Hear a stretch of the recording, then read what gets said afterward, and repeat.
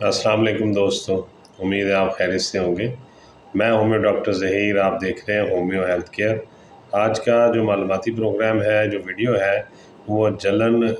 और ख़राश जो मसाना में होती है या जिसे इरिटेशन ऑफ द ब्लैडर भी कहा जाता है, उसके लिए होम्योपैथिक अद्वियात का है। और इसमें मैं आपको बताऊंगा कि ये बीमारी क्यों होती है और इस बीमारी के होने की क्या वजूहात हैं और इसका क्या इलाज है, उसमें कौन कौन सी अद्वियात जो है वो इस्तेमाल करवाई जाती है। सबसे पहले तो ये जानना ज़रूरी है कि ये बीमारी जो ख़राश और जलन जो मसाना में महसूस होती रहती है और उसके साथ हल्का दर्द भी होता रहता है, ये किन वजूहात के बिना पर होता है। ये आर्ज़ा सोज़ाक के मरीज़ों में अमूमन पाया जाता है, जिनको सोज़ाक की बीमारी हो के अंदर सुजाक रुक गया हो, दब गया हो। उन लोगों में शायद ही कोई सुजाक का ऐसा मरीज़ होगा जिसमें ये तकलीफ़ ना पाई जाती हो और इस बीमारी ने उस पे हमला ना किया हो। तो ऐसा बहुत कम लोगों में देखने में आता है, वरना अक्सर लोग जिनको जलन और ख़राश और मसाने में दर्द रहता है, उनकी वजूहात जो है वो अक्सर सुजाक का पुराना दब जाना है या पुराने सुजाक के मरीज़ों में ऐसा देखने में आता है। इसकी बड़ी अलामात ये हैं कि पेशाब की जो हाजत है वो मरीज़ को बार बार महसूस होती है और वो बार बार वाशरूम में जाता है पेशाब करने के लिए और फिर करके आता है, फिर बार बार उसको जाना पड़ता है। और जब वो पेशाब करता है उस दौरान उसको सख्त दर्द महसूस होता है और वो बड़ी मुश्किल से पेशाब जो है पास आउट करता है। और यही वजह है कि उसको तकलीफ़ के बायस उसको बार बार जाने में बाथरूम में काफ़ी दिक्कत का सामना करना पड़ता है। और पेशाब कर चुकने के बाद भी जो मरीज़ को दर्द है वो बहुत ज़्यादा गज़ब का महसूस होता है, बहुत ज़्यादा शदीद दर्द महसूस होता है। और पेशाब के साथ अक्सर उसको पस सेल भी ख़ारिज होते हैं या गाढ़ी पस भी आना शुरू हो जाती है। और बाज़ हालतों में तो मरीज़ को पेशाब के साथ पस और खून दोनों आना शुरू हो जाते हैं। और जब इस मर्ज़ का हमला कम होना शुरू होता है, यानी बीमारी की कैफ़ियत कम होती है, तो पेशाब की हाजत में भी जो है हल्की सी कमी आ जाती है और वो भी थोड़ा उसको बार बार की जो जाता है बाथरूम में उसमें थोड़ा कमी आ जाती है। और पेशाब जो है जो मरीज़ अपने वक्त मुकर्ररा पे भी अगर करने जाता है, जब उसको पेशाब आता है तो पेशाब करने की जो तकलीफ़ है उसको महसूस होती है और उसमें काफ़ी उसको दर्द महसूस होता है पेशाब वाली नाली में।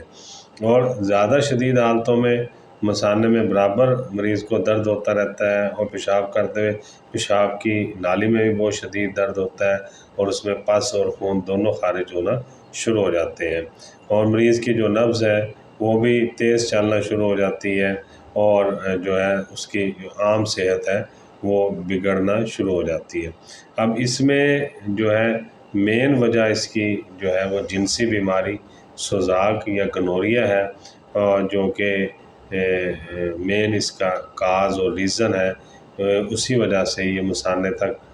जो है बीमारी जो है वो पहुँच गई और अब ये जो पेशाब की नाली में और मसाने में मुख्तलिफ़ तकलीफ़ की सूरत में ज़ाहिर हो रही है। अब इसका जो इलाज है, पहला इलाज तो इसका वही है जो गनोरिया के लिए किया जा रहा है। जब वो गनोरिया का आप इलाज करेंगे मरीज़ का ऐसे का जिसको मसाने की तकलीफ़ है और गनोरिया की हिस्ट्री भी है, तो फिर ये तकलीफ़ अपने आप कम होना शुरू हो जाएगी और जैसे जैसे गनोरिया ठीक होगा ये भी खुद ब खुद ठीक हो जाएगी। और इसके साथ अगर आपने कैंथरस या एकोनाइट वगैरह मेडिसिन नहीं दी तो वो भी आप इसको शुरू करा लें। इस मर्ज़ के लिए जो दवा बहुत ज़्यादा ज़बरदस्त समझी जाती है वो कैंथरस है। कैंथरस अगर इस्तेमाल नहीं की तो इस दवाई के इस्तेमाल करना बहुत ज़रूरी है। और कैंथरस जो है ये 1x में,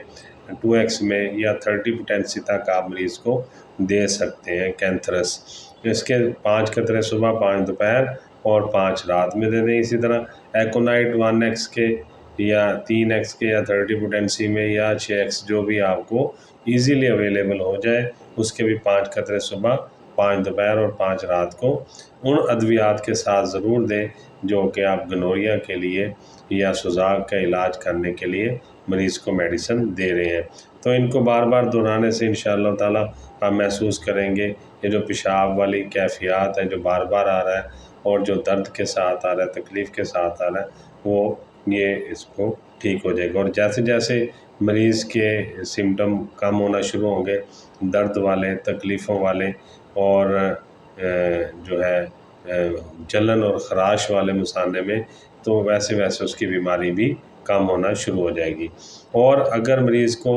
یہ سب کرنے کے بعد بھی، مرض ٹھیک ہونے کے بعد بھی ہلکی خراش رہتی ہے اور اس کو کبھی کبھی مثانے میں خراش اور جلن محسوس ہوتی ہے، تو ایسی صورت میں بیلا ڈونا جو ہے 1x میں یا 2x میں آپ مریض کو جو ہے صبح دوپہر شام 5 قطرے دے سکتے ہیں، اور ایسا کرنے سے اس کو یہ جو باقی ماندہ جلن خراش ہے یہ بھی ٹھیک ہو جائے گی۔ تو عام طور پر جو گنوریا میں میڈیسن یوز کروائی جاتی ہیں وہ مرکار، نکس وومیکا،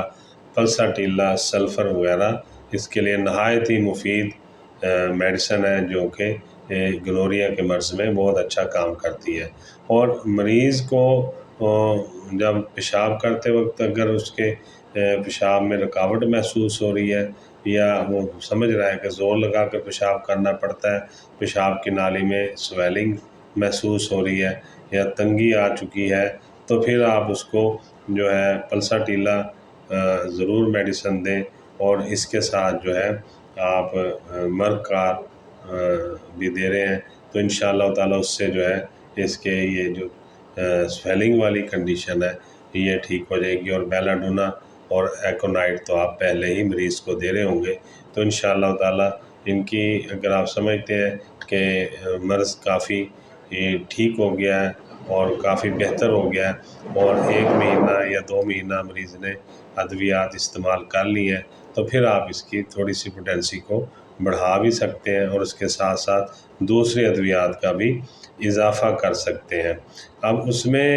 جو ادویات میں آپ کو پہلے بتا چکا ہوں اس کے سوزاک کے مرض کے لیے جو کہ ہم عام طور پر استعمال کرواتے ہیں، جس میں نے آپ کو بتایا تھا کہ اس میں ایسڈ نائٹ ہے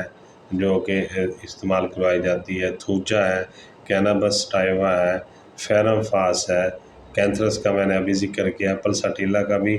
ابھی ذکر کیا ہے میں نے، مرکار کا بھی آپ کو بتایا ہے، اسی طرح نکس وومیکا اور سلفر کا بھی میں بتا چکا ہوں۔ یہ مرض کی اور مریض کی جو علامات آ رہی ہیں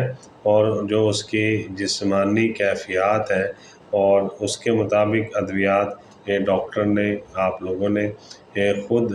جو ہے وہ سلیکٹ کرنی ہوتی ہے مریض کی علامات کے مطابق۔ اور جب آپ دیکھتے ہیں کہ ان ادویات کو آپ نے 30 پوٹینسی میں یا 1x پوٹینسی میں یا 2x پوٹینسی میں 1 ماہ دے لیا ہے یا 1.5 ماہ 2 ماہ تک دیا، جس سے علامات کافی کم ہو گئی ہیں اور مریض جو ہے وہ کافی بہتر ہو گیا، مگر علامات بالکل ختم نہیں ہو رہی اور مریض میں کچھ نہ کچھ بیماری کی علامات جو ہیں وہ باقی ہیں، کچھ نہ کچھ اثرات اس کے اندر باقی ہیں، تو آپ انہی میڈیسن کو جو آپ پہلے دے رہے تھے